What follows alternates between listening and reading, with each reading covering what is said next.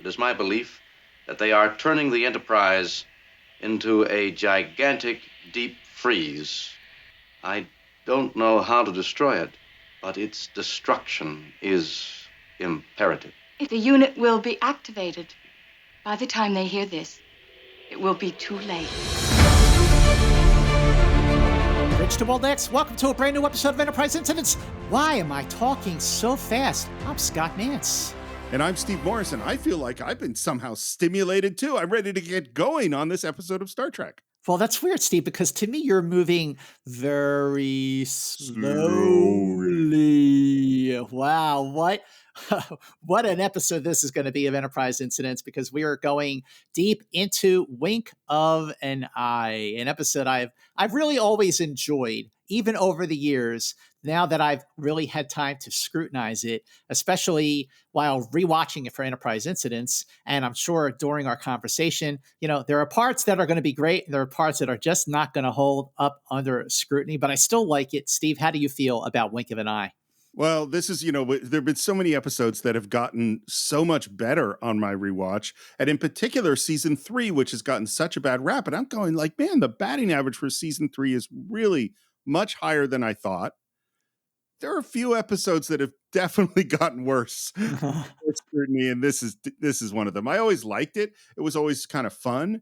And now that, but it was also fun when I was maybe doing something else and not quite paying close attention. Now that I was paying close attention, I'm like, wait, what's going on? Yeah. There are definitely things about Wink of an Eye, and we'll get into this during the deep dive portion of the conversation here. But there are definitely things about it when you say, like, well, wait, like, hey, if they're moving that fast that the others in regular time can't see them, then you must be spending a whole lot of time in the acceleration mode before anything happens in the real world. But that's a whole other part of the conversation that we're definitely going to get into. In the meantime, Wink of an Eye was the second episode directed by Judd Taylor, his second of 5 TOS episodes. The story for Wink of an Eye was written by one of our favorite writers, Steve. Gene Kuhn came up with the story. Yes, Gene Kuhn came up with the story, but you might not notice that while watching the episode, because that's where he is credited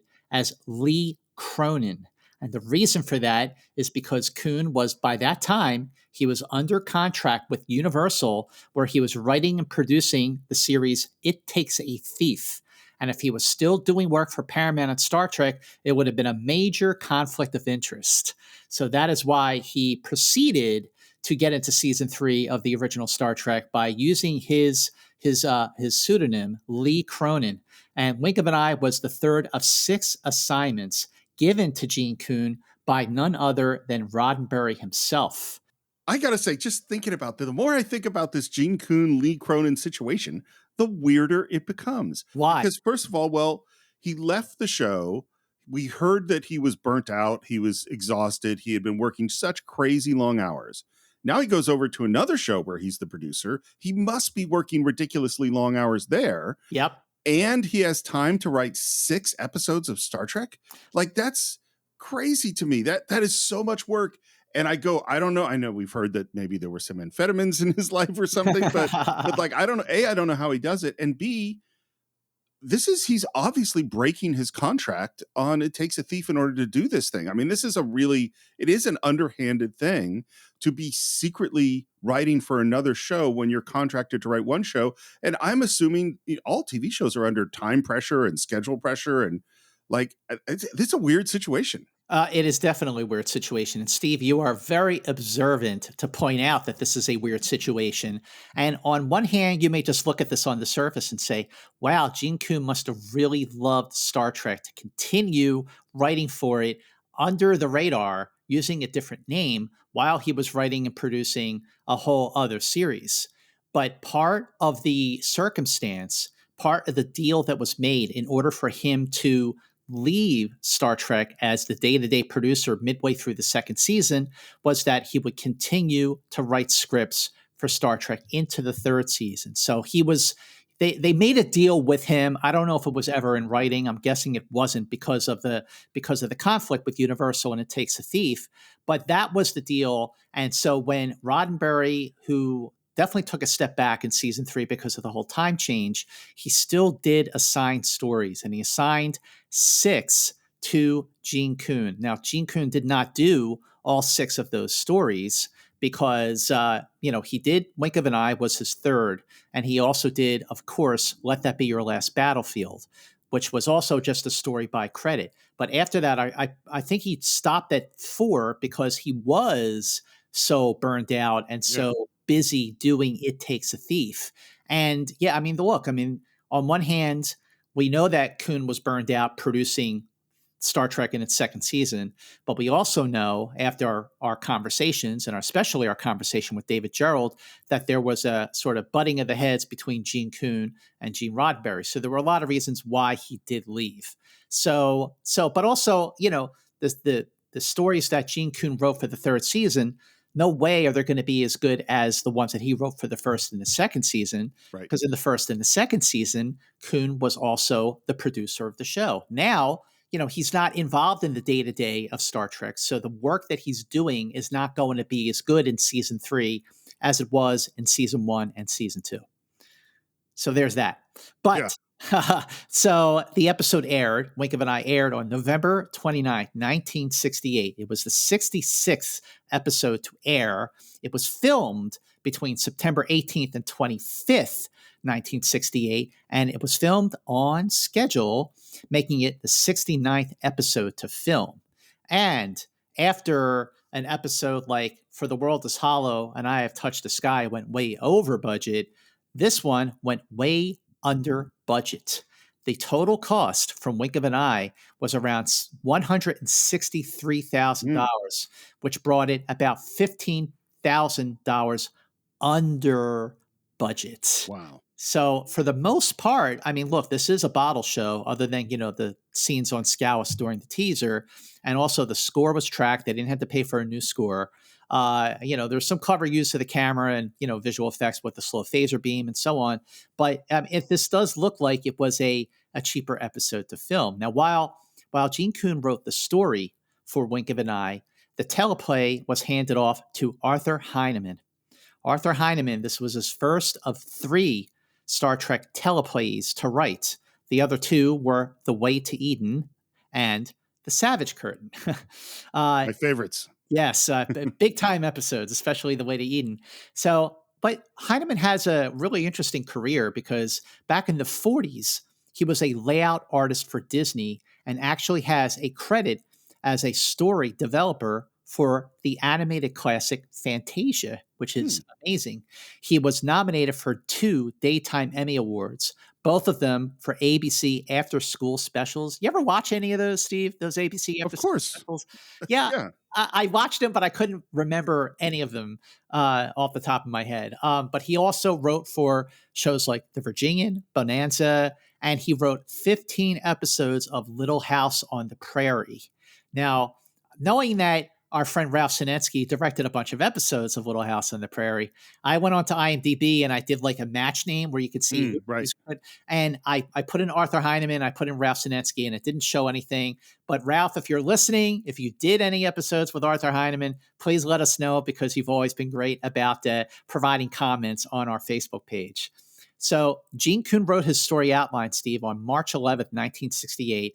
Heinemann did his first draft teleplay on August 27th rather. He did a second draft on September 2nd. Arthur Singer did his rewrite final draft on September 10th. And Freddie Freiberger did his script polish, his revised final draft on September 12th. Would you like to know some of the things going on in the world when Let's it was filming? hear it. Just say it nice and slow. I'll be very slow. We are coming up when this is being filmed on the Summer Olympic Games in Mexico City. And they had a new plan, which was rather than do it the old way they did the Olympic Games, is that they wanted to simulcast all over the world, including into Western Europe. And so they said, hey, let's put up a big satellite. So they decide to launch the Innistel 3, also known as the Atlantic 3. This is the largest communication satellite ever built. It's loaded onto a Delta M rocket, and 20 seconds after launch, the whole thing blows up. Whoa.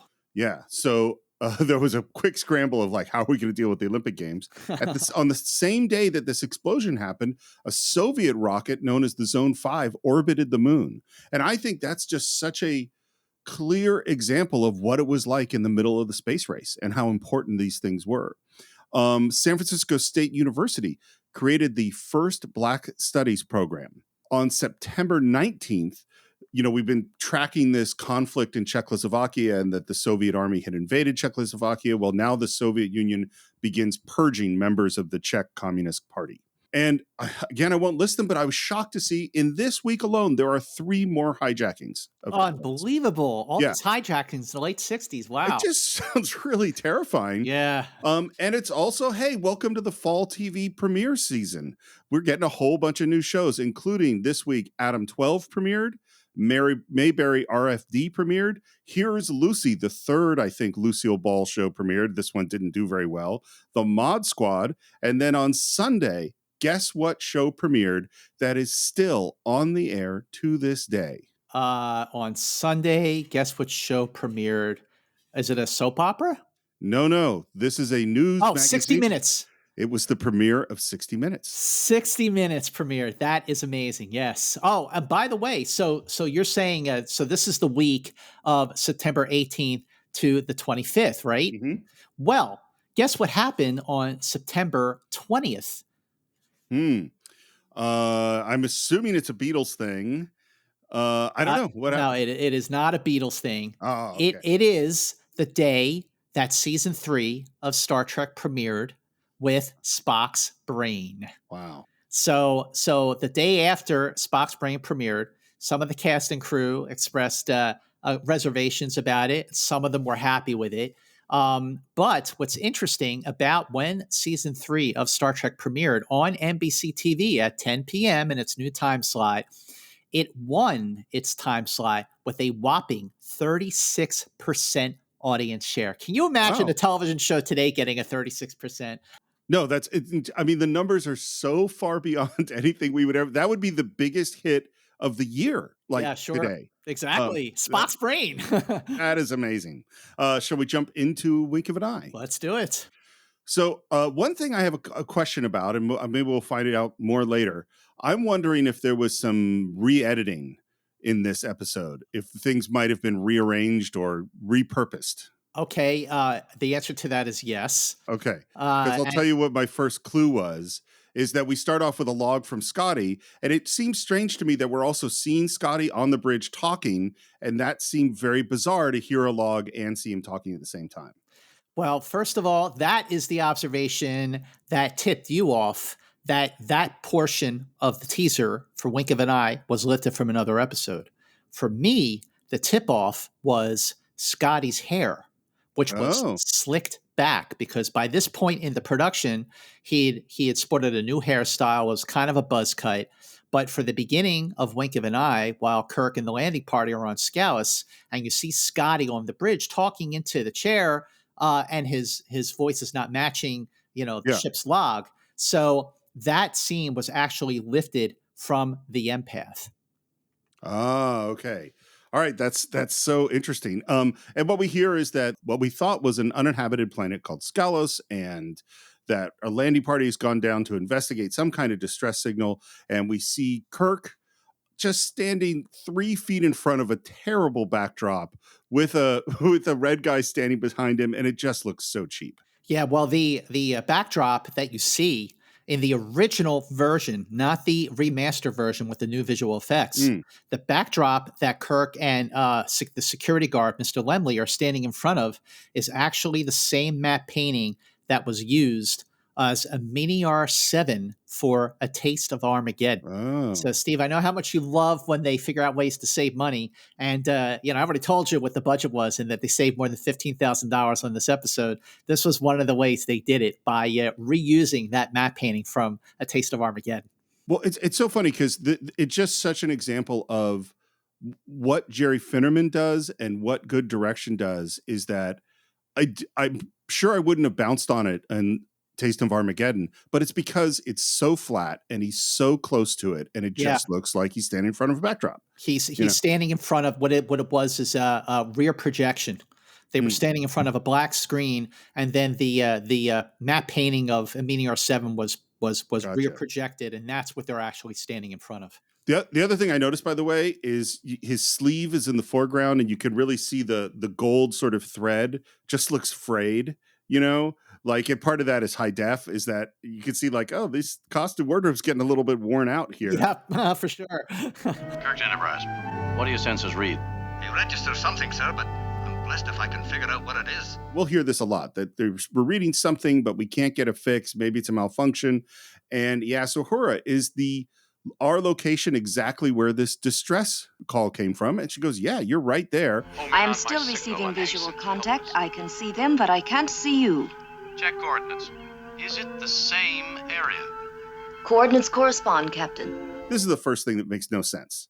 Because is the video repeating? See, that's the first thing is if they're getting a distress call, is it a pre-recorded distress call? It has to be. Or is it in real time? And it can't be in real time because they're accelerated. And it has to be pre-recorded because the recording, must have been done before they got sped up and disappeared completely. Well, or they recorded it and slowed it down. Right. But either way, it's recorded. I mean, obviously it's recorded. Well, and so I go like, if you had to record it, this has gone on for a couple of hours, it must have looped. Right. You know what I mean? And yet the crew of the Enterprise is too dumb to figure out that this is a tape. They just keep going, well, they're not here. I can't find them. It's like, I think we've been recording videos for a really long time, guys. You should have figured this one out. Listen, also, Steve, by this point in the third season, they were past the halfway point. And they were also under the gun because they were waiting for NBC to give them the order for the rest of the season. Because they initially just had an order of like 16 episodes, and then do we get the back? Are we going to do a full 26? There was an option maybe they're only going to do 24. So there was a lot of waiting around, and but that happened on season 1 and season 2 with Roddenberry and with Gene Kuhn as well. So we hear that there's no life forms on this planet, barely any vegetation, but we hear this buzzing. But there is an insect life. But the tricorder is not recognizing it. And Spock talks a little bit about the civilization that used to be there and that they're humanoid. And I like the fact that he looked at paintings and sculptures to make him realize that these are humanoid people that used to live here. And the other thing we see is that McCoy is standing in front of this beautiful fountain. Okay, so first of all, the fountain that was built for Wink of an Eye was, of course, designed by Matt Jeffries, the world-famous Matt Jeffries, who designed everything for the original series, including the Enterprise, the Romulan bird of prey, and the Klingon warship. But the thing that really stuck out to me, Steve, during my rewatch, and especially over the years, is that when Kirk is asking for a report from Spock, or rather Leonard Nimoy, doesn't seem to be looking directly at William Shatner. His eye line doesn't match with Shatner, and I think the camera is tilted and angled in such a way that it doesn't look like it, but to me it does look like he's actually reading from cue cards. I mean, I don't know if he is, but the way that Nimoy's delivery of this explanation of Scalos and like the civilization that was here is so bland and so like stiff. Like I feel like maybe he is reading off a cue card. The other thing is that the dialogue, the conversation between Shatner and Nimoy had to be looped because the fountain had running water, and the running water was interfering with the dialogue, so they had to re-record it later. Well, and the other thing, of course, about that fountain that in addition to messing up the sound is we see this red guy taking some kind of water samples there. He's taking water samples, and then as McCoy has kind of his back to him, at one point you see this red shirt, his name's Compton. You see him sort of wash his hands and put his hands, after they had been in the water, on his lips, like he's just kind of like, moistening his lips with the water from the fountain. And that was a very, very bad idea. Absolutely. And while Kirk is giving some instructions on what they're going to do next, we're looking at McCoy, who turns and sees this guy, Compton, just disappear. Compton. What happened? McCoy. I mean, this is actually a chilling moment. I was looking at him. I was looking right at him, and he just wasn't there. And that's the sting to the trailer. I mean, even though, like you pointed out, Steve, that like if there's a distress signal, it has to be pre-recorded. So like, why would Uhura think that, well, you're there and they're not, they should be there, but they're not. But regardless of that, I still think it's an interesting teaser. And also one of the earlier versions of the teleplay or even the outline, in the teaser, McCoy was supposed to be watching a flower sprout, bid, bloom, and die all in a moment. Where they how you see those like old they do time lapse, but that proved to be A, too costly, and B, too time consuming. And there was also a moment in one of the earlier versions of the story where a red shirt, probably Compton, because he doesn't have a good day in this episode, is thrown against the wall and his head is crushed by an unseen force.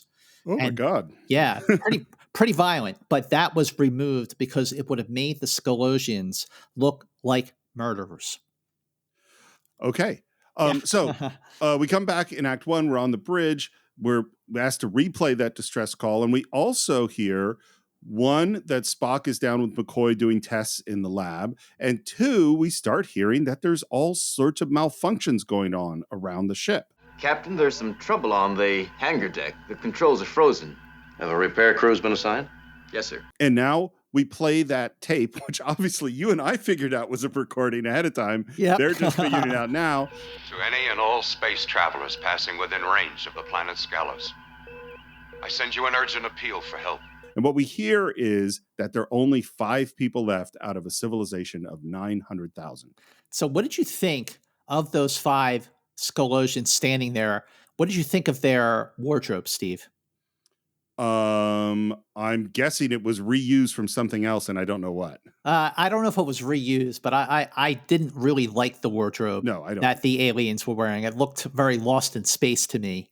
But also, it's worth noting that Andrea Weaver, who was the woman's costumer for 39 episodes of Star Trek, this was her last episode that she did as part of Bill Tice's staff. And also, so you are on a planet in another quadrant of the galaxy that was set up in the beginning of the first teaser, right? So get this distress call from aliens who are human and speak perfect English.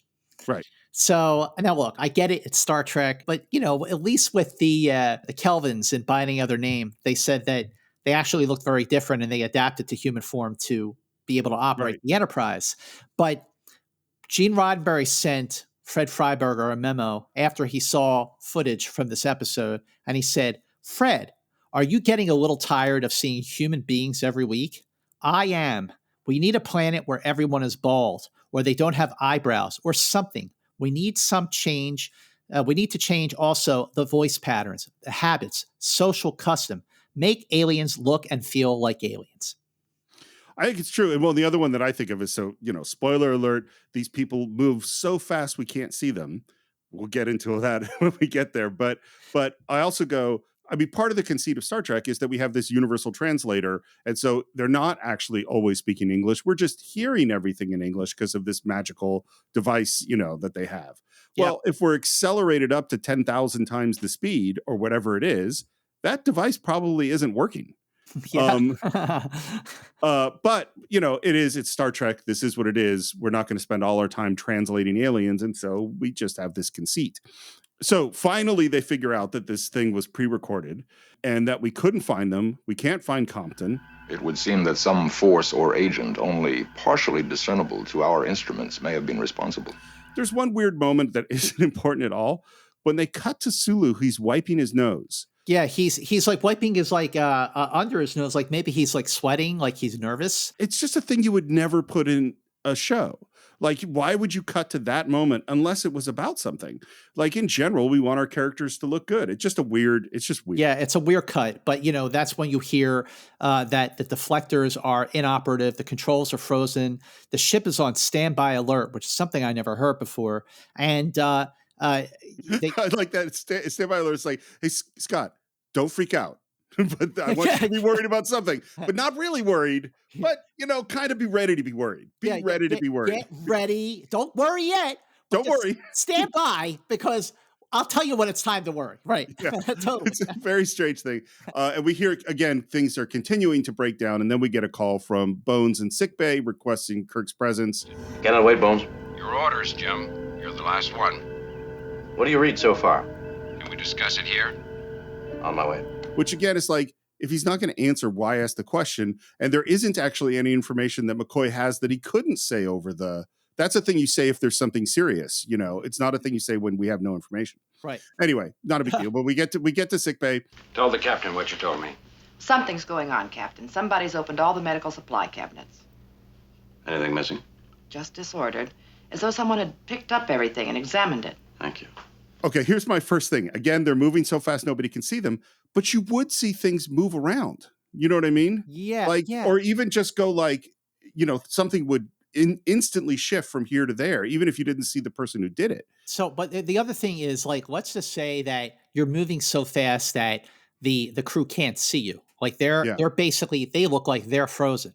So let's say you go through the cabinets and you're picking stuff up and checking stuff out, or, trying to see what's there, whatever. By the time the crew actually made their way, let's say Chapel made her way over to the cabinet and noticed that stuff had been moved around, in Chapel's timeline, it would have just taken just a few seconds or a minute or so. In the timeline of the Scelosians, with their accelerated pace, that could have happened months. Well, this is the problem with and it's so I'll tell you, here's what occurred to me. I actually have a memory of the first time my particular geek brain bumped on some science fiction stuff. And here's what it is. I am 100% certain that you watched The $6 Million Man. Oh, of course I did. Okay. Because this was great, superhero science fiction stuff for us in the mid 70s. So Steve Austin, a man barely alive, who was rebuilt, he had 2 bionic legs, 1 bionic arm, and 1 bionic eye. And there were many, many times in the show where he was handcuffed and he would look down and he would pull his 2 hands apart, breaking the handcuffs. In slow motion. In slow motion. And my 7 years old or 8 years old, I remember watching and going, wait a minute, if you have 1 super strong arm and 1 regular arm and you pulled, the super strong arm would just drag the other arm around. Right. It probably would injure yourself. You couldn't actually break handcuffs because the weak arm would never be strong enough to hold up against it. And I just have such a strong memory of going, this doesn't make sense. Yep. Well, this whole episode, it's just the whole conceit doesn't make sense. I agree. Because what happens when you stand still? I mean, he stands talking to Dila for a really, really long time. And if you stand still, you're still invisible. It doesn't make sense. If they're on the bridge and Kirk and Dila are talking and just standing there for a few minutes, and Uhura has turned around to talk to the captain, he's already disappeared to her. But if she's looking in that direction, wouldn't she at least see some kind of maybe a split second of wait, I think I just saw Captain Kirk. Yeah. You know what I mean? Yeah, totally. I mean, a bullet moves faster than I can see it, but eventually it stops and then I can see the bullet. Mm-hmm. Yeah. Anyway, we trying to figure out what happened to Compton, and then Kirk hears that same buzzing again. Could something be making me hallucinate? What do you mean? I mean that twice before something touched me, and there was nothing there, and it just happened again. What touched him, just to be clear? I'm going to say it was Dila. It was Dila. You said that she kissed him. Right.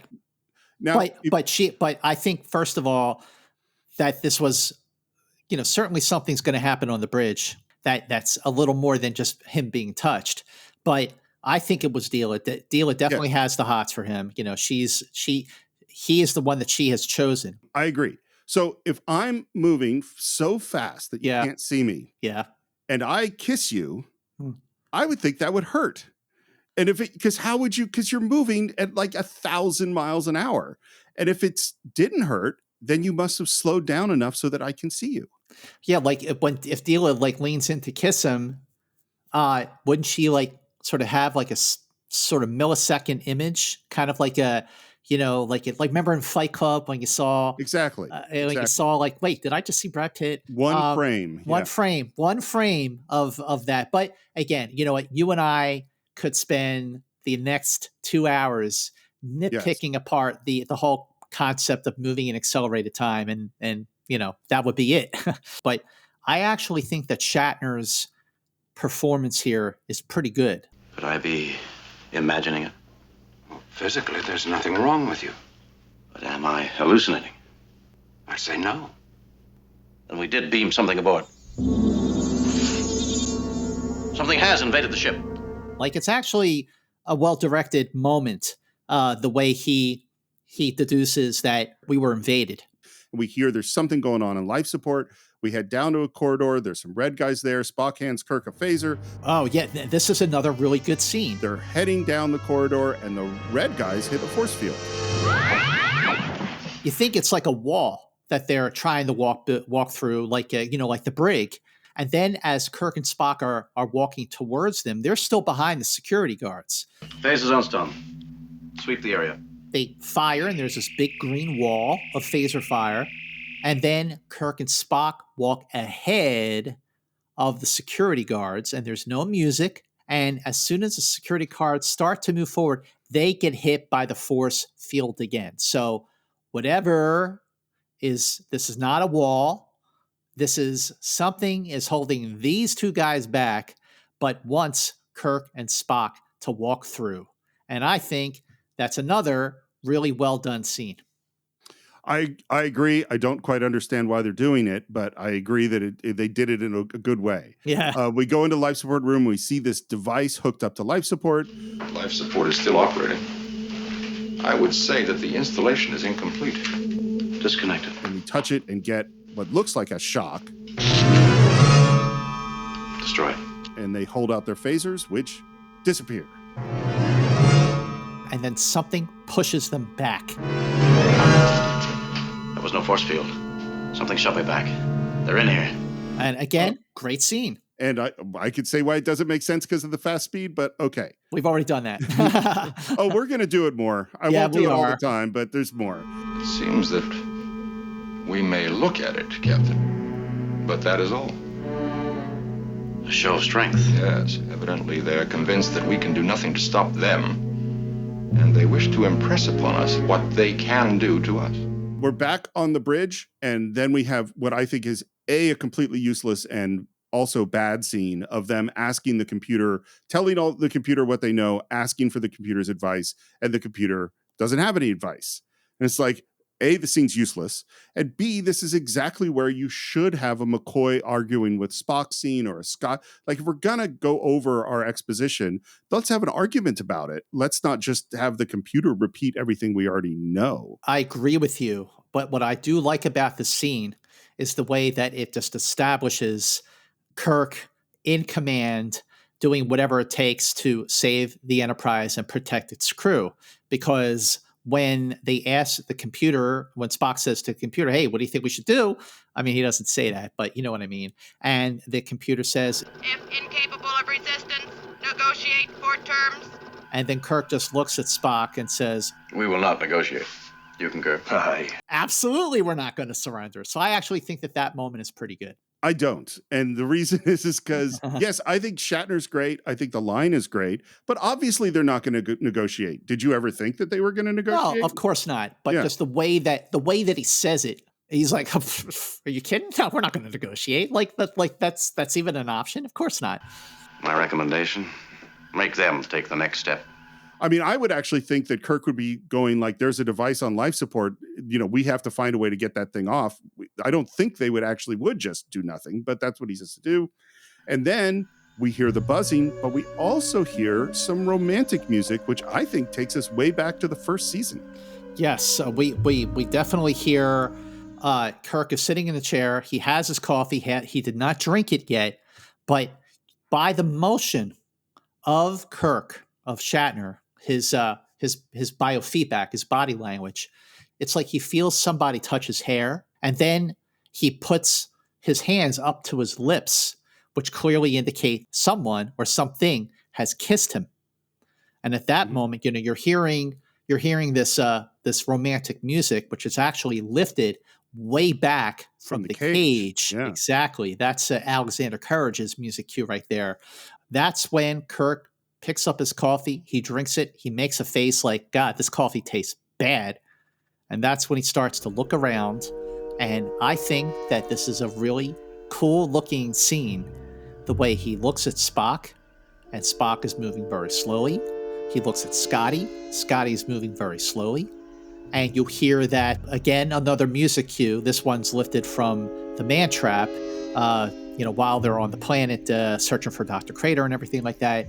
All the music is lifted from other episodes. You can see the camera tilt because from this point forward, all of the scenes that are shot in real time are framed the way they've always been framed.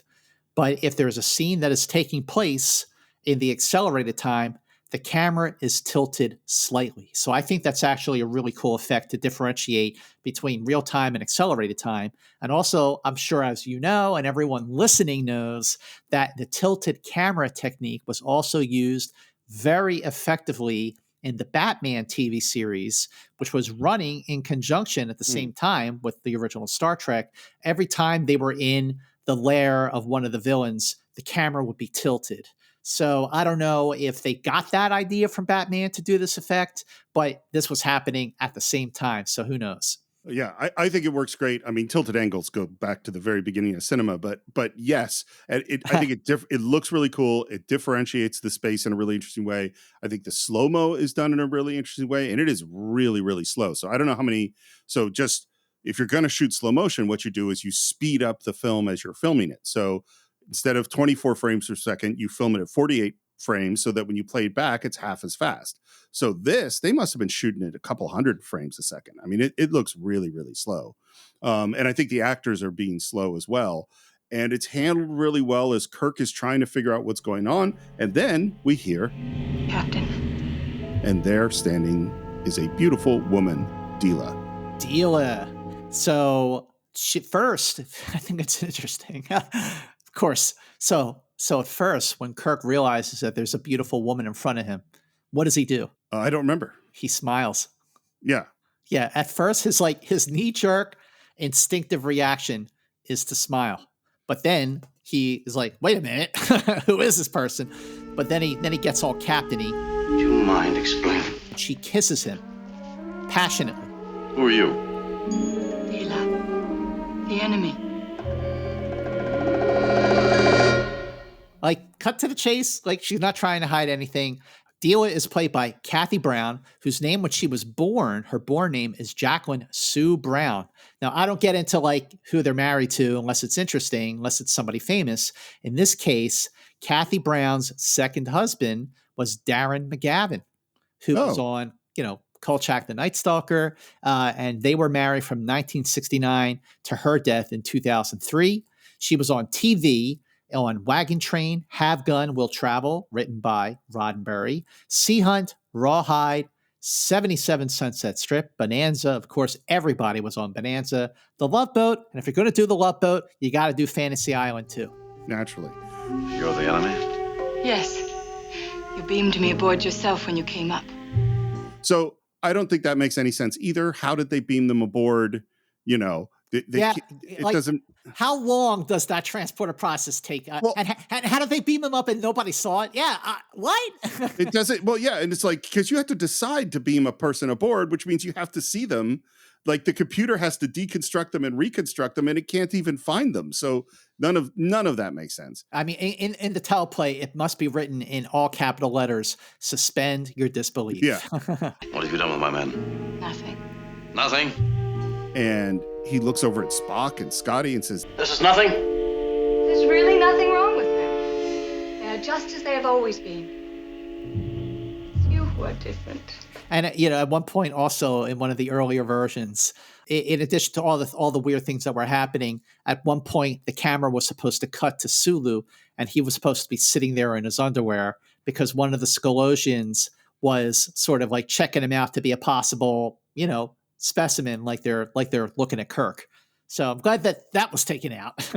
And what she explains is that they can't see you because of the acceleration. And then she uses the title in a line, "We move in the wink of an eye."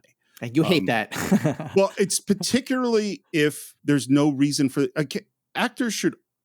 characters always should have a reason for why they're saying what they're saying. Yeah. There's no reason for her to say that other than let's get the title out there. Yeah. When the old guy says, "For the world is hollow and I have touched the sky," he's trying to describe this revelatory experience. So it makes more sense for him to say the line. This one, it doesn't.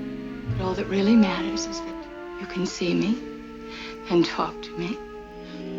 We can go on from there. Why? Because I like you. Didn't you guess? Or are you so accustomed to being kissed by invisible women? And she kisses him. I want to explain the difference between how young Steve reacted to this and how old man Steve reacts to this. Yes, let's hear Young it. Steve was like, "Hot girl in sexy outfit is into me. This is awesome." Old man Steve goes, "Man, this woman is crazy. Stay away from her." Like every alarm bell goes off with this opening scene with Dila. Yeah. You know? Oh, yeah. Like major danger signals. Is this why you sabotaged my ship? Oh, it has not been sabotaged. We had to make some changes in it to adjust it to us.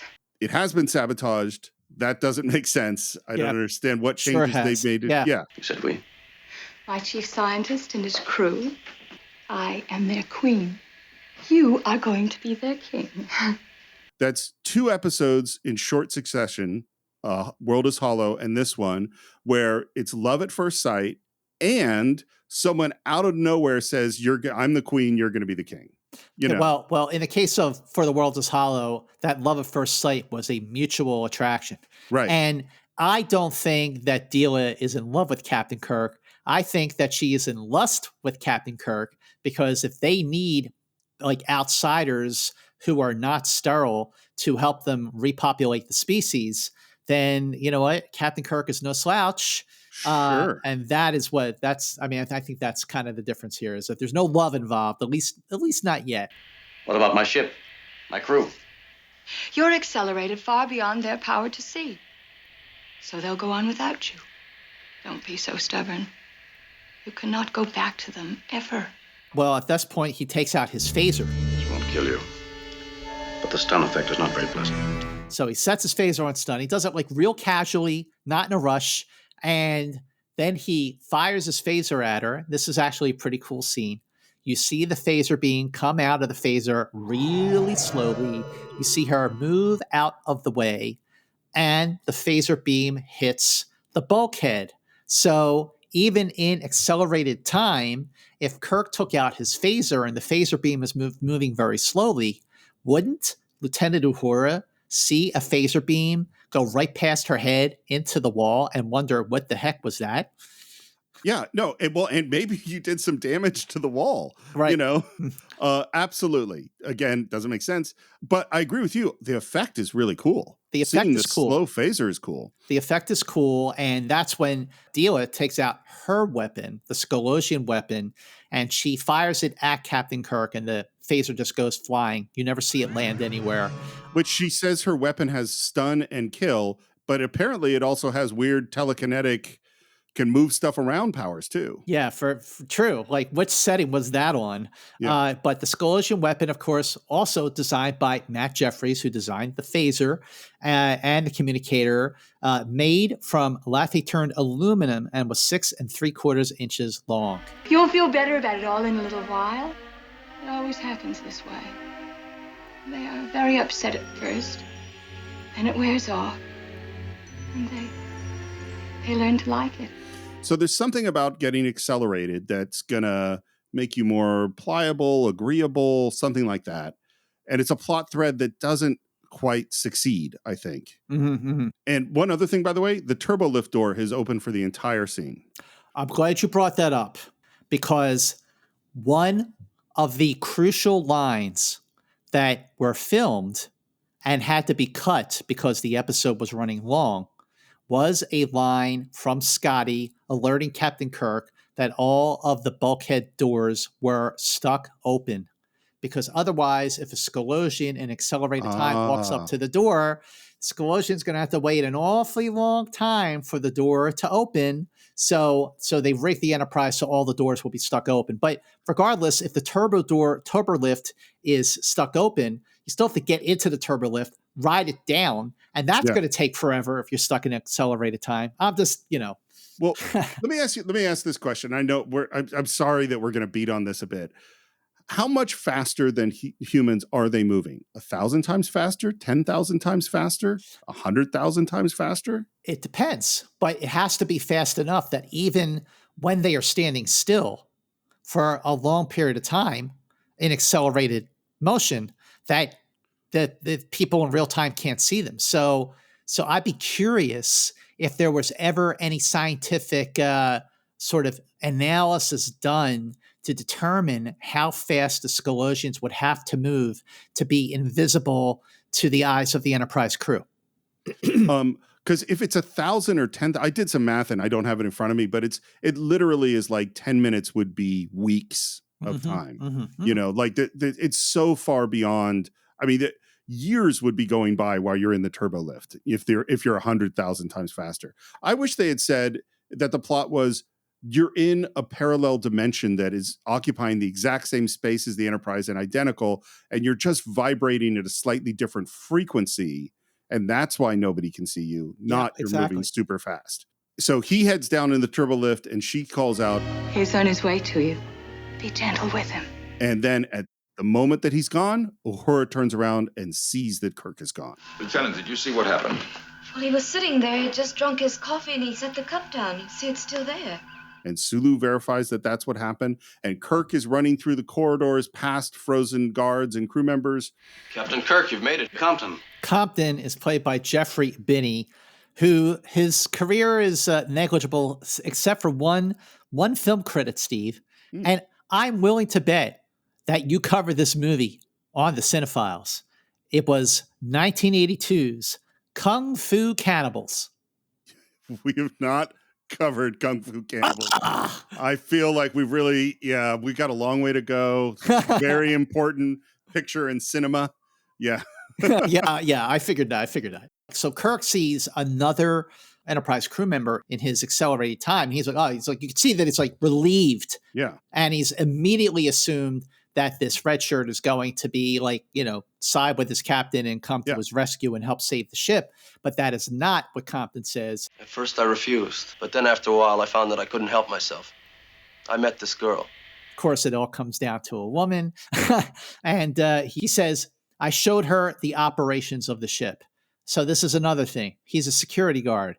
How does he know the whole operation of the ship? Well, is them becoming more pliable connected to sex? Because what he says is I resisted and then I met this girl. I never met anyone like her. So is that part of is it the romantic thing that's going to turn people? Is that what's going on? I don't know if it's the romantic angle, but it could be a lust angle. Right. And then, you know what Kirk's going to do. He does his regular, I agree with you, start to turn away, and then sneak attack on Compton. And he goes in and there is some guards in the life support room and they stun him and Kirk goes down in a very cool kind of slow motion fall. Yep. Mm-hmm. And then Compton comes in, sees his hurt captain, grabs the arm of one of the guys, and Rael, one of the bad guys, hits him and he goes down.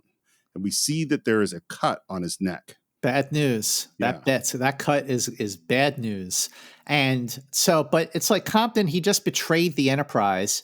And now he's like coming to the rescue of Captain Kirk. Was it like, were there like conditions? What was he told? Like, I promise you we will not hurt anyone if you help us. And now that they were looking like they were going to hurt Captain Kirk, maybe that's why he suddenly retaliated. But still, I mean, the fact that he betrayed his commanding officer and his uniform and the crew of the Enterprise is not good. But there is cell damage, and Rael tells the woman, Scalosian, whose name we don't know, and she never says a word. Another will be secured for you.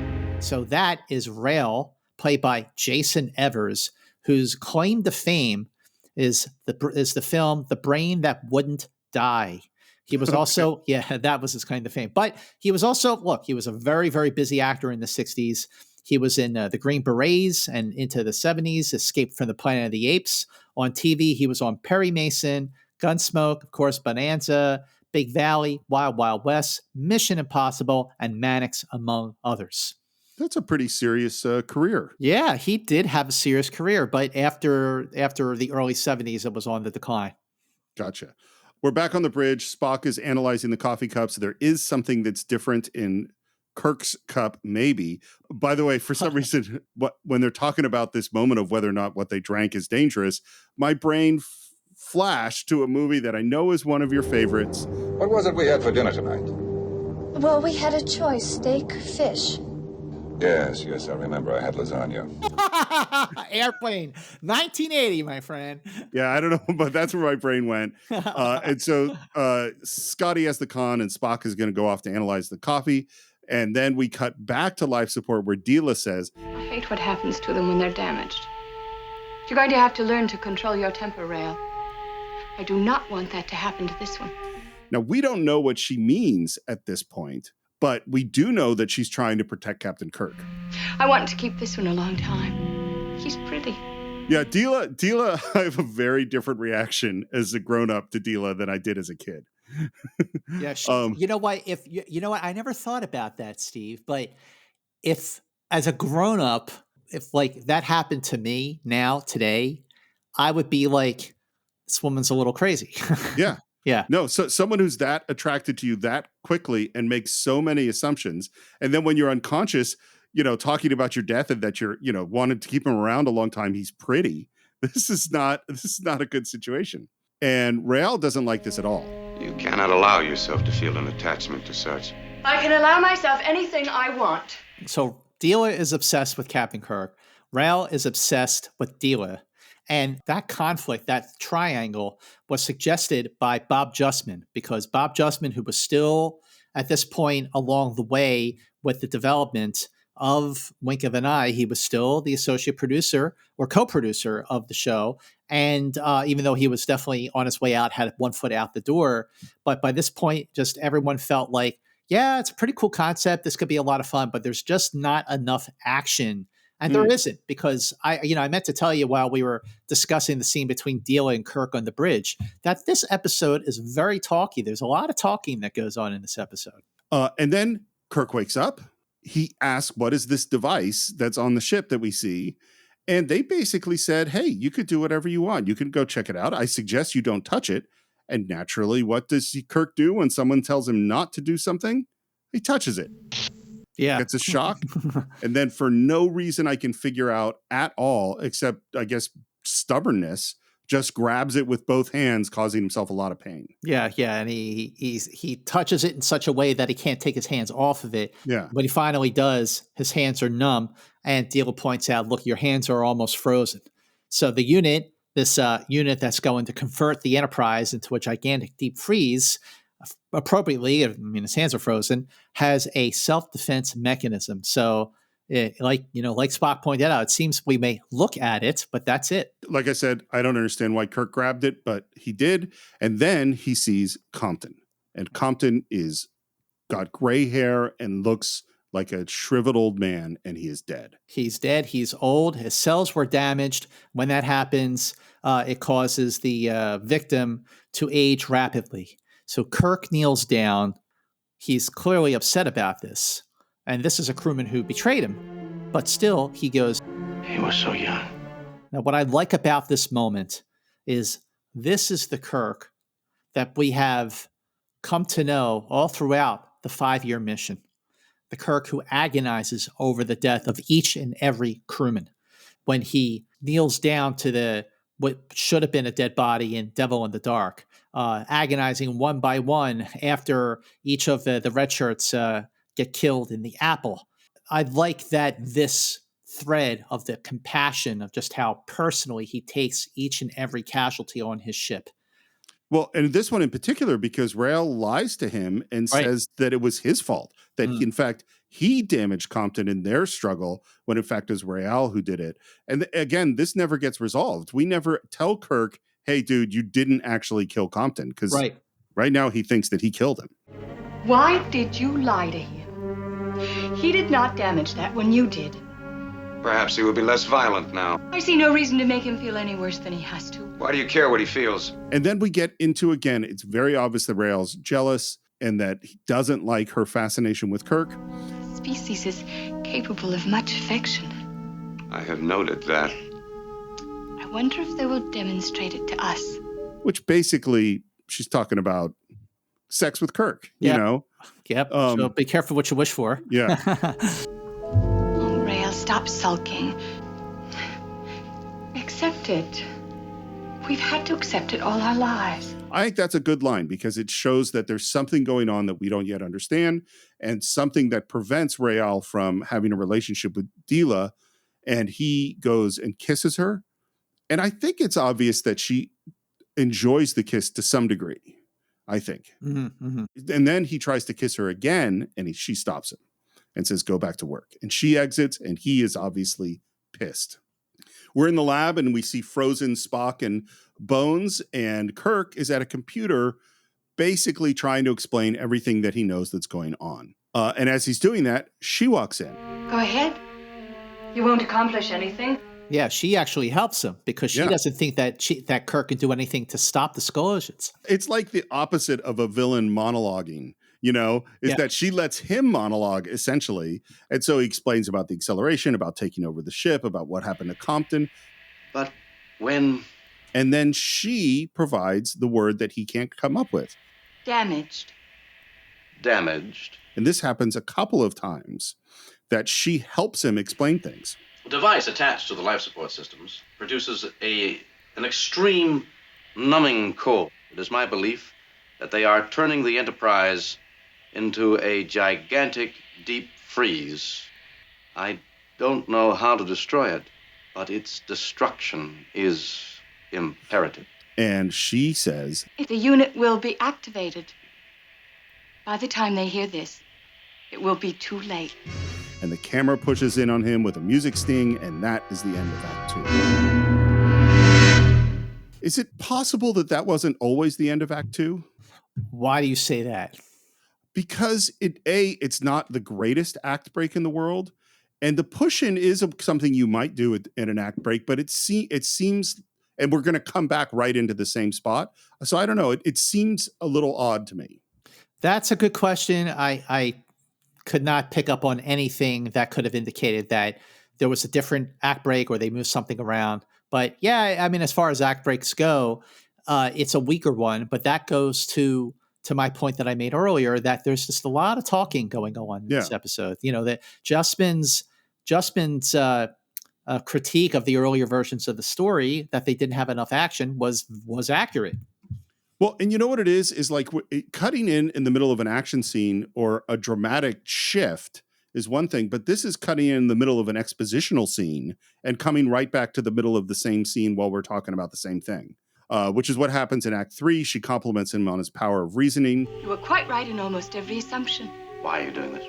And then what she explains is that their civilization was destroyed by volcanic eruptions and the water was polluted and there was some radiation, and that's what accelerated them. But it's not just that they all got accelerated. All the men became sterile and almost all the women became incapable of reproducing.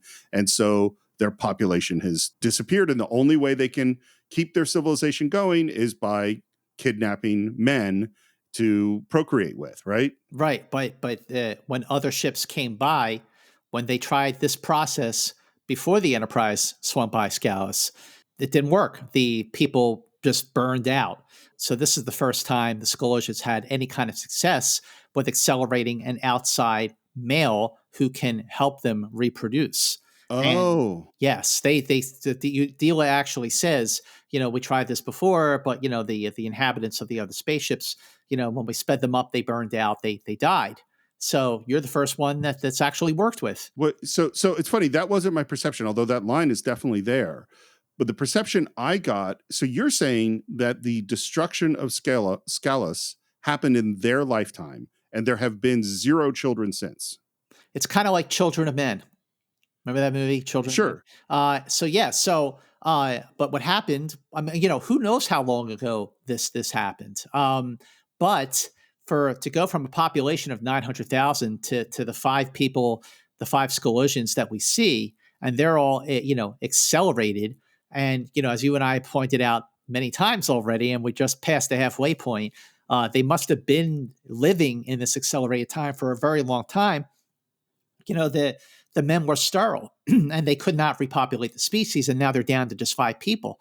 So they need a perfect specimen like Kirk, and I guess they also thought that Compton was a perfect human specimen. See, the impression I always had, and I have no evidence for this, well, there's a tiny bit of evidence that they had succeeded in grabbing men and reproducing for many generations, just not very often. Right. So that this, in my mind, this wasn't the first generation since the disaster. This was the 5th generation or something like that. Because they do talk about, well, we'll get to it. What about the rest of my crew? They will remain here in suspended animation. Oh, it will do them no harm. So they're going to just have a bunch of frozen men that they can thaw out when they need to reproduce again? Yeah, basically. They're just going to keep them there on ice until they're, ready to, get that popsicle going. Captain, we have the right to survive. Not by killing others. Oh, you are doing exactly the same thing. And we get into an argument about Kirk's desire to fight to protect his crew and their desire to do this thing to protect their species, essentially. At first, Kirk's response to this seems very un-Kirkish because he says, your trouble is in you. So basically saying, hey, leave us alone. Like, where's the Kirk who says, we'll help you. Let's take your problem to the Federation. Well, that line is next, was when he tries to reason with Dila, basically saying, let's take your problem to the Federation. We'll figure out how to fix this. And you can see that Kirk is trying to appeal to Dila like the way he appealed to Rojan in Act 1 of By Any Other Name, where he goes, let's take your problem to the Federation. Research has found, hundreds of planets that suitable for colonization. And he goes, we do not colonize, we conquer, we rule. It's funny that you mentioned By Any Other Name, because that is the episode that I always associate with this episode. Yep. They're very, very similar in lots of ways. But this is also where he asks, well, have you tried anything else? And she says, we are handling it in the only way we know how. The way our parents did, and their parents before them. That's why I think this is a multi-generational thing. That they must have succeeded. Otherwise, they wouldn't have parents and their parents before them. Yeah, true. And that she touches her brooch and talks to Rael on her little communicator, which reminds me of Next Generation communicators we're going to have. Oh, yeah. Yeah, you just touch them and it beeps. Yep. Go to the transporter room, Dila. Signal me when you're there and beam down. And he grabs the disc that he's been working on and he puts it into the console in front of Spock, and then he heads out. Captain's gone. We'll go after him, Dila. And now suddenly we're moving again in the lab, and they've now discovered that, yes, it was water from Scalos that was in Jim's coffee, and it wasn't in the other cups. Kirk is in the transporter room doing something under the console. Dila comes in with her weapon drawn and says, why did you run? I panicked. Which obviously she doesn't believe that. I'd like to leave before he activates the suspended animation device. Kirk is now suddenly very friendly and cooperative. Yeah, he's a bad liar. This is one where there's does she believe that he wasn't sabotaging the transporter? Of course, obvious. He runs away and, he gets on the platform and it's like there's nothing she, I guess, she had plenty of time to figure out how to use a transporter while she was in accelerated time. And she's trying to beam Kirk down to Scalos and it's not working. And Kirk even says, it was working before, try it again. And I'm like, wow. I mean, like suddenly he's like, yeah, why don't you try it again? It's got to be working. It's a weird scene because she behaves as if she does believe him, even though there's no reason to believe him.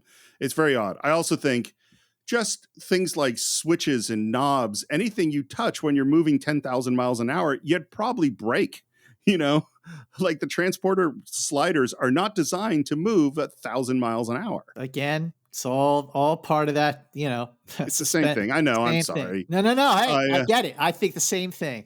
This is why if I watched this episode late at night, I had a cocktail, I'm playing a video game on my iPhone, it was totally fine. Like, okay, whatever. But watching it for this show where I'm paying attention to every single detail, the flaws just come out all over the place. Yeah, no, listen, You believe know? me, that the great joy of doing this podcast with you, Steve, is that it has opened the original Star Trek to me in ways that I'm seeing it so differently after 50 years of dissecting and loving this show.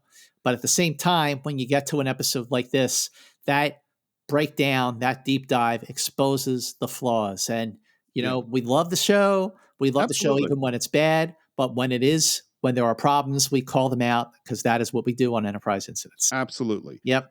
And then she talks to Rael and says the transporter's not working. And then she kind of backs Kirk's play, saying that he didn't do it and it's a malfunction, which I don't understand why.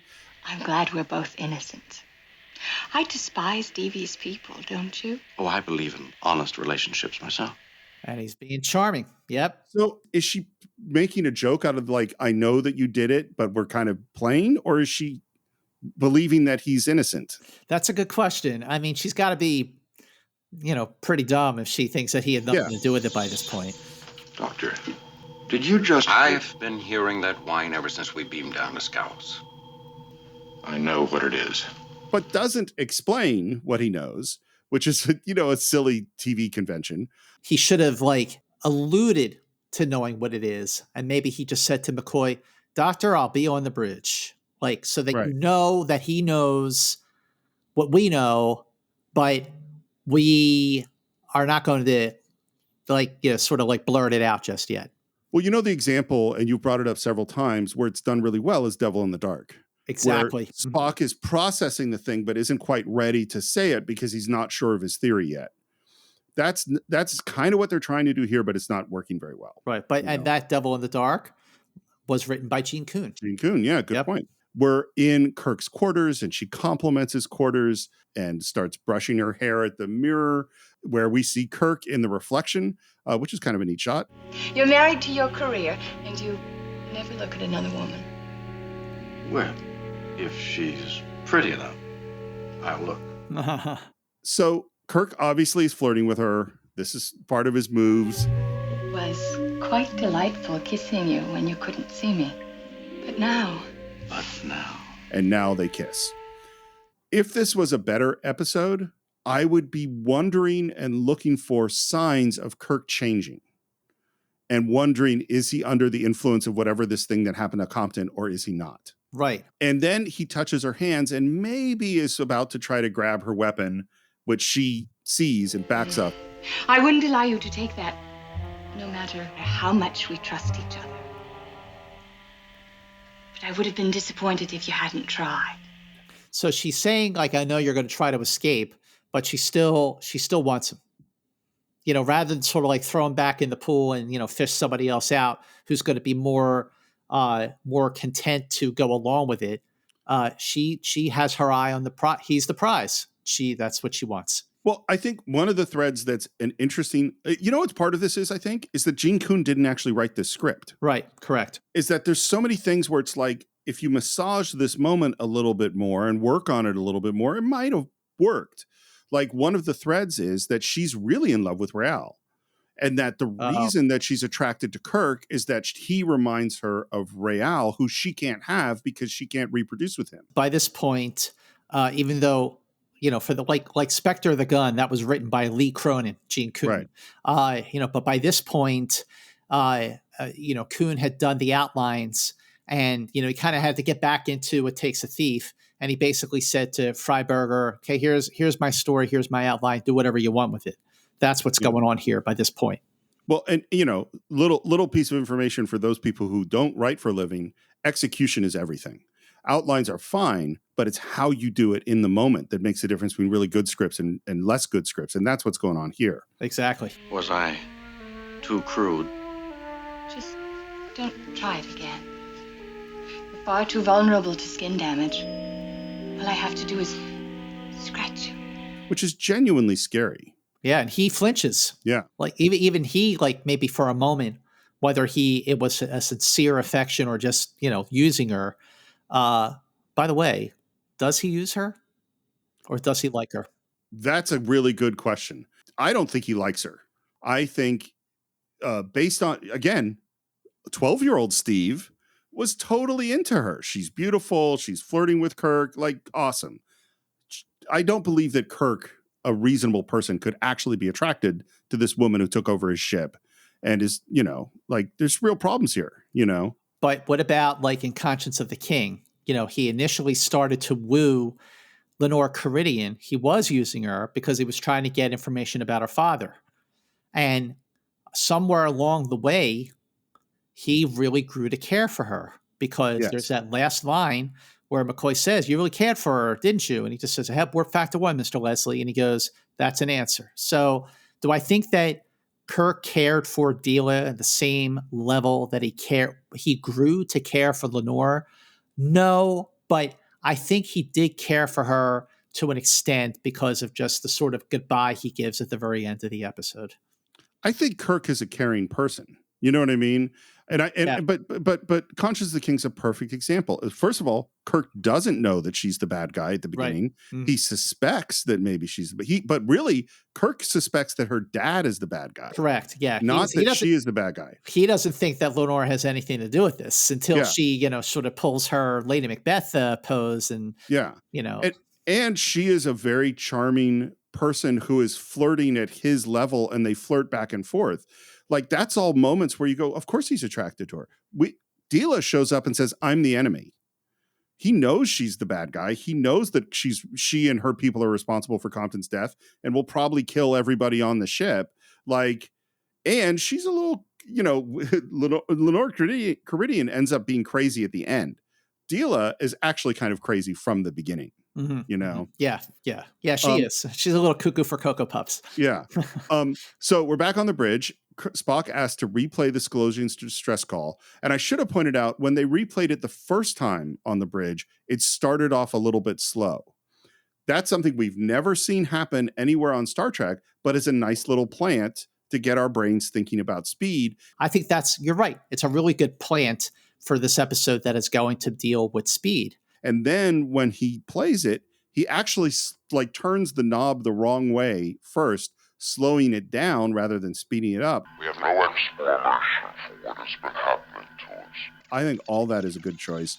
And we hear it speed up faster and faster until it just dissolves into that buzzing sound we'd heard from the beginning. There is insect life.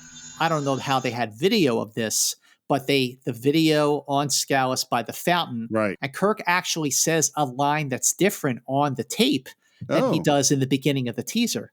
Because in the beginning of the teaser, he goes, "It registers on my ears." In this, clearly it's a different take. Kirk goes, "My ears it's registering on." They tried it two different ways, two different angles, and the dialogue didn't match. But still, it's still a good effect to see the way that Spock is matching and confirming that the buzzing is of the speeded up Scelosians is actually matching the buzzing they've been hearing. McCoy to Spock. Spock here. I found a tape in the computer down here, and when I try to read it, all I get is a whine. Bring it to the bridge at once, Doctor. One thing I could say is that I think since the Tholian web, McCoy and Spock's relationship seems to be working really well with Spock in command and Kirk gone. Correct. That is definitely a great observation. I felt the same way. In fact, for the rest of the series, we don't have any situations where Kirk is missing and Spock is in command and McCoy is arguing with Spock. We have a situation where Kirk and McCoy are missing in the Savage Curtain, or rather that which survives, where Spock and Scotty are maybe kind of at odds a little. But you're right. Ever since the Tholian web, they've been getting along much better. And now we're on the bridge. We're actually watching Kirk's tape. Don't know how to destroy it, but its destruction is imperative. The unit will be activated by the time they hear this. What I like about this scene is everyone on the bridge is listening. And the camera pans from person to person. And, I mean, look, on one hand, Captain Kirk is still alive. Right. On the other hand, they are hearing what's going on, and they're a little scared. Can we use phasers to cut through that wall, bypass the force field, and get at that unit? Mr. Scott, we cannot cope with them on our level. Can we find some way of coping with them on theirs? That is a logical suggestion. That's cool. That's good. We're back in the transporter room. Ryle's there, and Scotty is standing frozen at the door. And I'm going like, how much time in accelerated time did it take for Scotty to get from the bridge where he just was down to the transporter room? Probably was like a week. It's transpired. I would say could have been longer than that. Who knows? Dila. No answer? Dila. No answer. He's getting frustrated. Dila. Heads out of the transporter room, and we cut to Kirk's quarters, and Captain Kirk is pulling on his boots. Now, how many times have you and I speculated a moment where, let's say in Space Seed, after Khan kisses MacGyver's, and then you cut to the dinner scene, did they consummate their relationship? And we say, yeah, they probably did.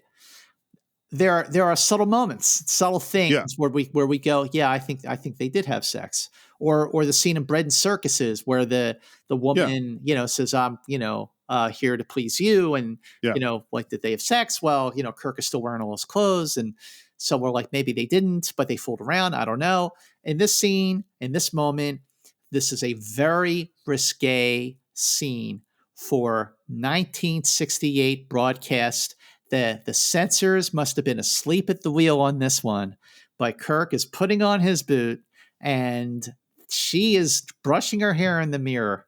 There's absolutely no question at all. Yep, they just had sex. Absolutely. Absolutely true. And this is where, your question before about does he like her and comparing it to Conscience of the King, this is where it's just, I don't know why. Because in Conscience of the King, he is trying to get information. In What Are Little Girls Made Of, he's trying to mess up the android by being sexual with her. Right. In By Any Other Name, he is messing with her to make her feel all these emotions and to create conflict with the other guy. Right. There is no reason that he is seducing her at this moment. The only reason that I can think of is that he just wants her to think that he has given in, because she said when she first met him on the bridge, they always resist at first, but then they accept the situation. So this, if nothing else, this is the way that Kirk just sort of proves once and for all to her that he has given in, and because they did just consummate their relationship, that there should be no doubt on her end, so that she trusts him completely, making it easier for him to, snag that weapon when he needs it. I think that is a totally reasonable explanation. I don't think it's particularly in the episode. Yeah. You know what I mean? Because he doesn't, we don't see him in this moment acting like the stuff is taken over. We're going to see it in a few minutes. Yep. Him acting like that. But just in case you were wondering, Steve, the Kirk putting on his boot moment happened on day 6 of production of this episode. Excellent. But he's pulling on his boots, and in comes Real, who immediately attacks Kirk, who tries to block with a pillow. And it is scary because one little scratch is going to kill him. Right. And then we see her at the very last shot as Real is moving in on Kirk, draw her weapon. And again, I'm going to say this doesn't feel like this was an act break. There's a weird fade out in mid-action, which is not normally a thing you would do. Well, this is like one of the only real action scenes in the whole episode. So that was the end of Act 3. We come back in Act 4, the exact same spot. She stuns him. He drops his weapon, but he doesn't go down. Still about to attack Kirk. She stuns him again. And now, finally, he stops. Don't you dare do anything like that again. It's contemptible. And don't torment me. You know how I feel. So clearly he's in love with her. And on some level, she has feelings for him, we think. But she says, I don't care what your feelings are. I don't want to know that aspect of it. What I do is necessary, and you have no right to question it. Allow me the dignity of liking the man I select. It's a good line. Yeah. She dismisses him, essentially. He takes one last look at Kirk and heads out. Kirk puts down the chair, walks towards her, and now it is exactly the thing you're talking about. In every bit of his physicality, you see that he has changed. I must say you behaved better than he did. Yes, I hope so. What did you say? I said I hoped I behaved correctly. Almost like he's cast under a spell. He's not acting Kirk at all. But we are going to Scalos. Do you want to? Oh, yes. What about your crew? Aren't you worried about them? They'll be all right. Now, do you think if you were watching this in 1968, or 69, I guess. Do you think that you would have suspected that Kirk was faking it, or would you have been persuaded that he was? Not for 1 minute, even as a very young age, did I ever feel that Kirk was really under her spell. I always felt like, no, for sure, he's using her. It would be interesting because this is it would be interesting and not interesting, I would say. Not interesting because we've done this a bunch of times before, like in Dagger of the Mind, like in A Private Little War, where Kirk was somehow convinced to be in love with someone and then had to overcome it. But it still would be more interesting if we saw some kind of internal struggle going on rather than him just pretending that he's totally in her sway, you know? Mm-hmm, mm-hmm. Rael, you don't have to worry about the captain. He's made the adjustment. Back in the lab, they've figured out a counter agent to the Scalosian water. But the question is, will it work in the human body? And the second question is, how do we get it to the captain? By drinking the Scalosian water. Which he does. He doesn't even like pause or give McCoy a moment. He just drinks it immediately. Yeah, which I think is, dramatic, but also maybe you should have said, hey, Scotty, I'm going to do this thing. You try to do this thing. McCoy, you work on this. And to actually tell people the plan would have been maybe a better thing to do. But it is a dramatic moment.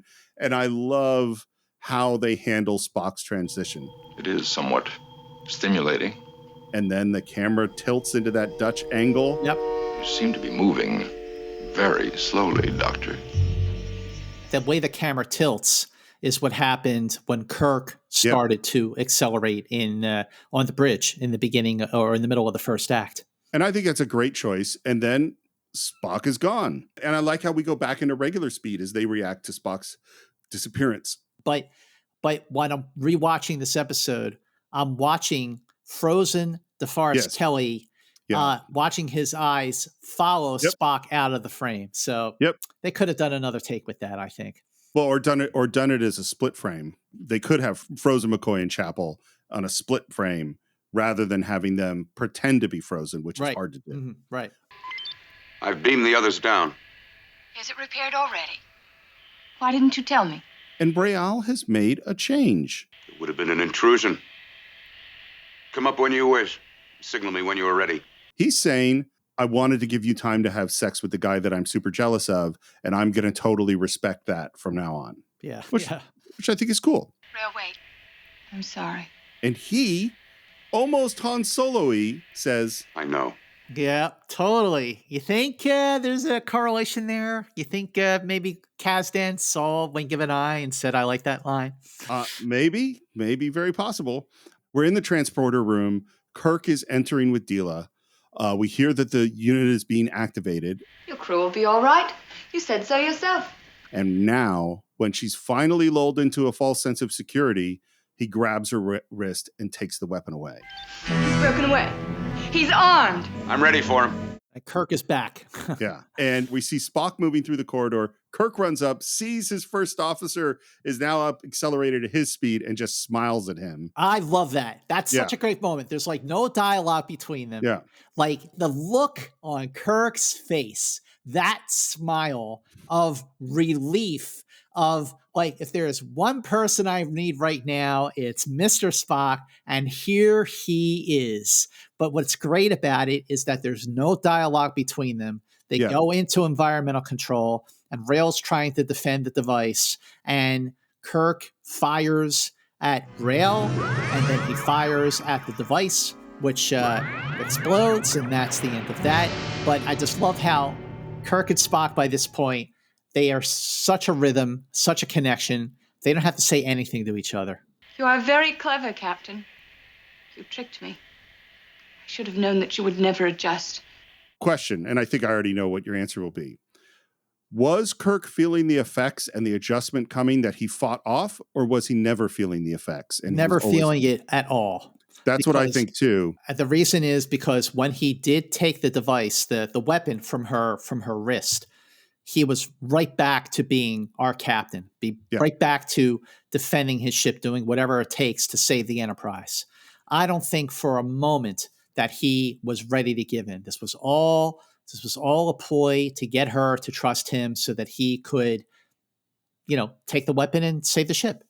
Well, and this goes to like, well, why, if that's the case, which I agree, I think that's exactly, I think there was never a moment where he was really feeling the power. Why have this whole plot line at all? Like, it has no effect on the story. Like, you introduce this idea that you're going to be, you're going to first stop caring about the Enterprise, but then that never happens. So why have it? Mm-hmm.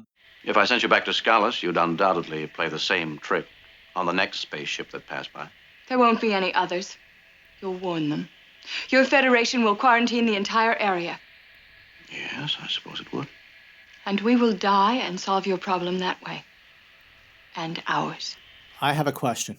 So Spock is carrying basically a vaccine or an antidote to the accelerated motion. Yeah. Why don't they offer to help the Scelosians? Why don't they offer them, say, hey, I think we found a cure. We're going to try it on ourselves right now. And if it works, you can have it. And, you can repopulate your planet and everything will be hunky-dory. Like at the end of By Any Other Name, when Kirk is fighting with Rojan, Kirk says, it's not too late. You could still take one of these planets. And Rojan says, you would do that? You would help invaders? And Kirk says, no, but we would welcome friends. And they're just like, yep, yeah, bye. We're just going to let you, good luck with everything. We're just going to stay behind on the Enterprise here, and making no motion at all that they've got this antidote. I just never understood why they didn't say, here's the antidote, beam down with this, give it a whirl. If it works, great. We're out of here. And yes, we are going to quarantine the area. So to be clear, this whole civilization is now going to die. Is that correct? Yeah. I mean, this is such a There's bizarre...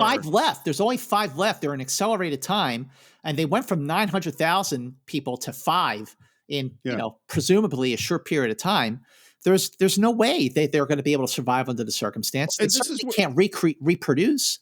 Well, and this is why don't introduce a problem that you're not going to solve or even deal with. Like, to deal with it, let's say we decide we can't solve this problem. Right. Which isn't a very Star Trek thing. But let's say we decide that. Then the last moment should be, we've just condemned this civilization to its death.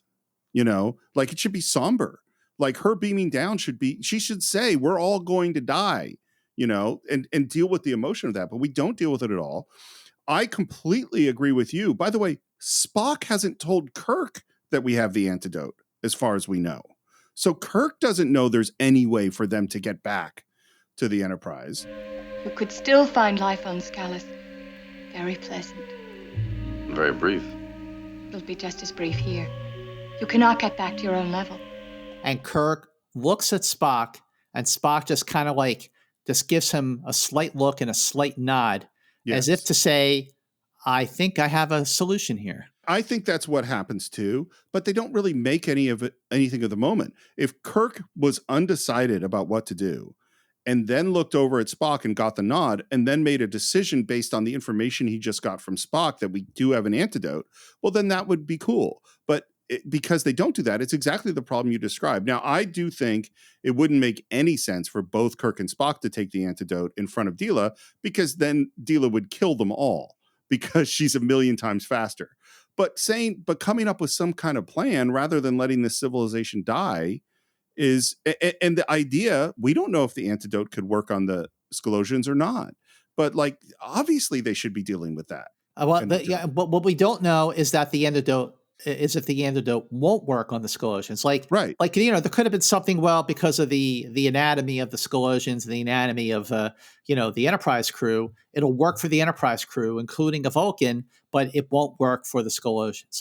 Maybe there was, but maybe it could have been just like any vaccine. They keep trying things until it works. But Kirk and Spock are very quick to basically write off the last 5 surviving members of a once thriving civilization.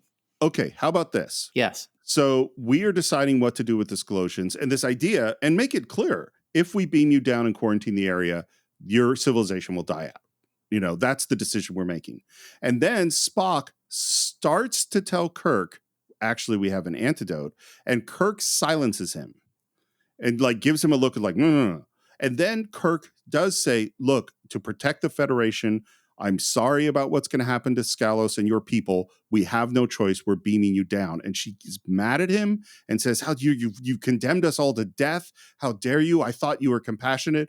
And maybe their looks from Spock going, what the hell are you doing? And Kirk goes, energized. They beam him down. And then he says to Spock, we could not tell her about the antidote while she was on board our ship. It would be too dangerous.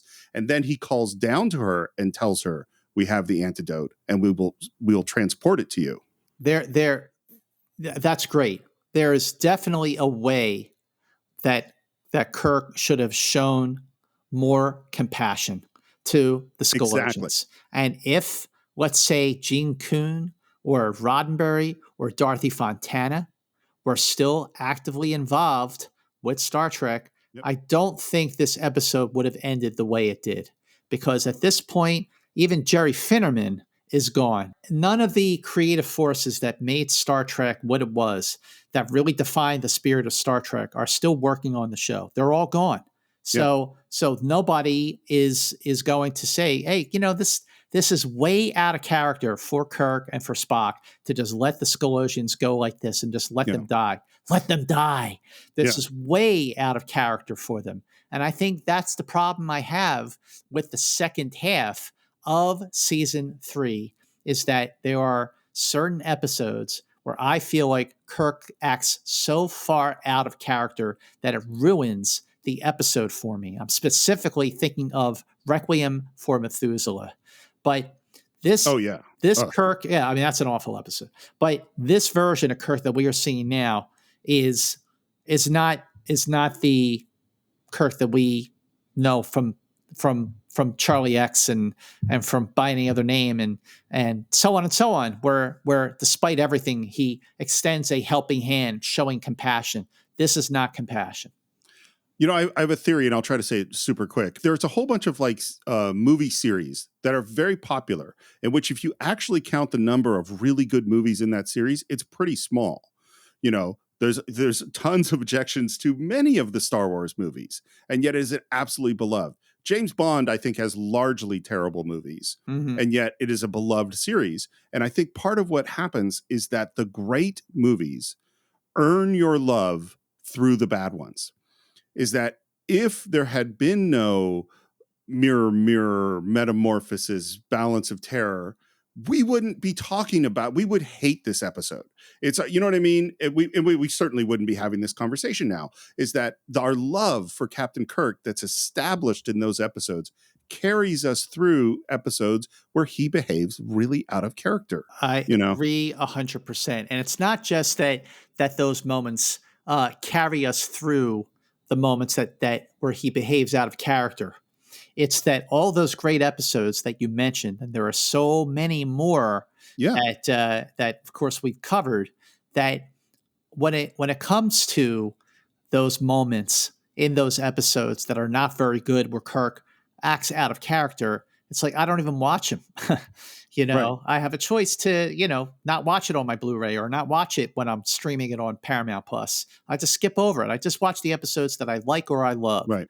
But what I will say, to your point, is that for a series that was on for 3 years and had 80 episodes, if you include The Cage, the batting average for the original series is really, really, really high. There are so many good to great episodes over the ones that are not very good. That is what makes me cut these lesser episodes some slack, is because there's so much greatness. The show is defined by consistent greatness so many times that the moments whether they are not great or the characters act out of character, I just go, well, they were on their way down. They were winding down. The series was dying. The creative forces left. They had one foot out the door. They were in a rush, just trying to wrap it up. And more than anything, that explains why certain characters act out of character, like we'll see from this point forward more often than we did in the first half of season 3. Well, and you commented on Nimoy's performance at the very beginning. I think this is a part of it. I mean, if Nimoy is, I'm not saying he's phoning it in, but if he's not putting in the energy, I think he's got one foot out the door too. Also, it's funny you mentioned Nimoy, because Gene Roddenberry, in that memo that I read to you where he was saying, do we have to have humans as aliens every time? He also commented on Nimoy's delivery, which he felt was way too slow. And if you watch Nimoy's performance as Spock in certainly maybe the midpoint of season 3 onwards, and compare him to his performance as Spock in seasons 1 and season 2, he does seem like he's talking lower and slower. He's not as expressive. He's not as expressive as he was in those first 2 seasons. And Roddenberry noticed this. It makes sense. So Spock tells Kirk that we have a possible antidote and that they didn't have a chance to test it. And Kirk goes, let's test it. And he drinks the whole thing. I would think he would ask, like, how much of this do I take? And do I, you know what I mean? Like, maybe rather than just chugging it, but he does. And he says, nothing's happening. Nothing's happening. You do seem to be moving very slowly, Captain.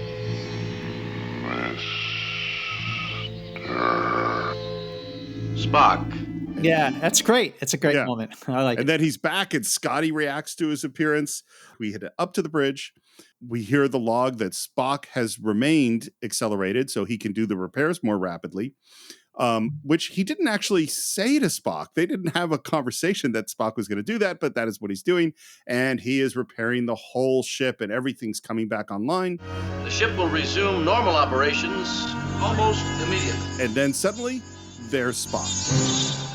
Mr. Spock, my compliments to your repair work and yourself. Thank you, Captain. I found it an accelerating experience. Wah. Yeah, really. Well, what's so funny is that Kirk says, yes. Like Kirk reacts to Spock's bad joke as if it was a bad joke. Right. And then that distress video pops up on the screen. I'm sorry, sir. I touched the tape button accidentally. I'll take it off. That's no malfunction. No, sir. But strangely enough, it's all zoomed in on Dila. Like, why is it zoomed in on Dila? We never saw that in the tape before. Right. Was there more to the message that they saw earlier on in the episode? But anyway, or more likely, they said we need a Kirk moment. Let's show images of Dila. Right. Exactly. Well, the image on the view screen is of Dila, and the way that Kirk says goodbye, Dila, makes me think that, yeah, he definitely did care about her. Not to the extent that he cared about Lenore, and certainly more than he cared about Sylvia and Catspaw, someone else that he used. But I think it's a tender goodbye. I think he cared about her. It's a tender goodbye to a relationship I'm not invested in at all. Correct. But that does bring us to the end of Wink of an Eye, and worth noting that there was an episode of Star Trek Voyager called Blink of an Eye that was also about a people who lived time at an accelerated rate. But originally, that episode of Voyager was called Wink of an Eye, and someone said, wait a minute, we have an episode of TOS, the original series, that is called Wink of an Eye, so they changed it to Blink of an Eye.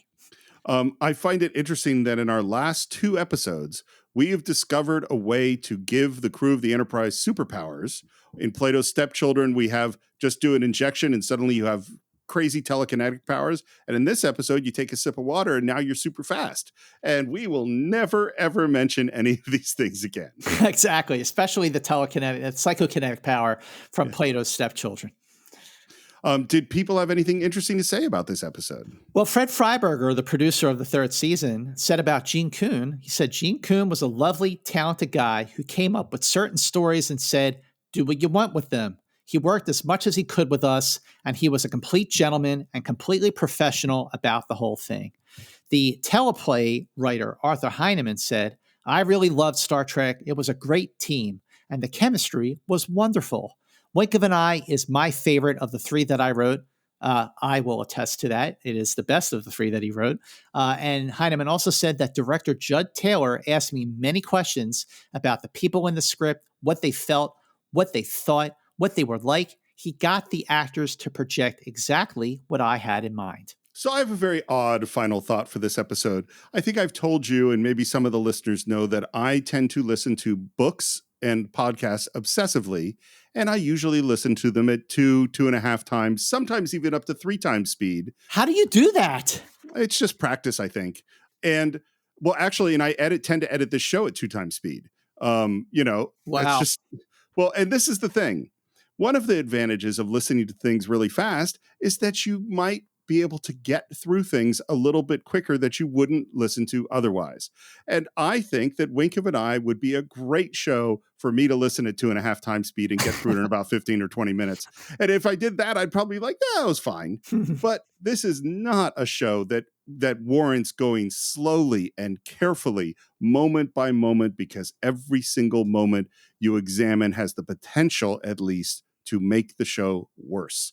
And so if you want to just watch it in the background and you love the characters, you love some Star Trek, and you see a beautiful woman in a beautiful outfit, and you see a couple of cool Star Trek-y moments, great. But my advice to you is to not watch it as carefully as we watched it for this show. I will second that motion to not watch it as carefully as we had to do for this deep dive conversation. Having said that, if you watch it, turn off your mind, relax and float downstream, leave your brain at the door and just take it for what it is and suspend your disbelief, I think it's actually a fun and entertaining episode. The speeding up stuff, the slowing down stuff, the tilted camera, the chemistry between Kathy Brown and William Shatner is really, really good. As long as you don't scrutinize it and you just go with it, that episode does actually have its merits. I think it's fun, but I think it is a hard episode to watch when you are doing what we're doing every voyage on Enterprise Incidents. So to the extent that this conversation, we talked greatly about the flaws of the episode, it does bring it down a notch for me. But at the same time, I do have to confess that there are certain episodes that I occasionally go back to rewatch from time to time. And this is actually one of them, because maybe I will have it on in the background while I'm doing other things, but just because I like to hear the voices and the music and the sound of the bridge, it's comforting in that way. And that is why I am cutting this episode a ton of slack. Despite the flaws, I do enjoy it as long as I'm not thinking too hardly about it. So that's what we think of Wink of an Eye. We'd love to hear what you think. We think that you should hurry, go as fast as you can to social media and leave your comments there. You can find us on Facebook, on Twitter at Enter Incidents, at Instagram at Enterprise Incidents. Please subscribe to the show if you haven't already on Apple Podcasts or Spotify or Google Play or YouTube, wherever you get your podcasts. If you're there, check out the show notes. Right at the top of the show notes is a link where you can support the show on Anchor for as little as 99 cents a month or as much as $9.99 a month. Or you could get multiple accounts and support us multiple times. We would not be upset about that in the least. And if you want to reach me, you can do it at SR Morris on Twitter, SR Morris1 on Instagram.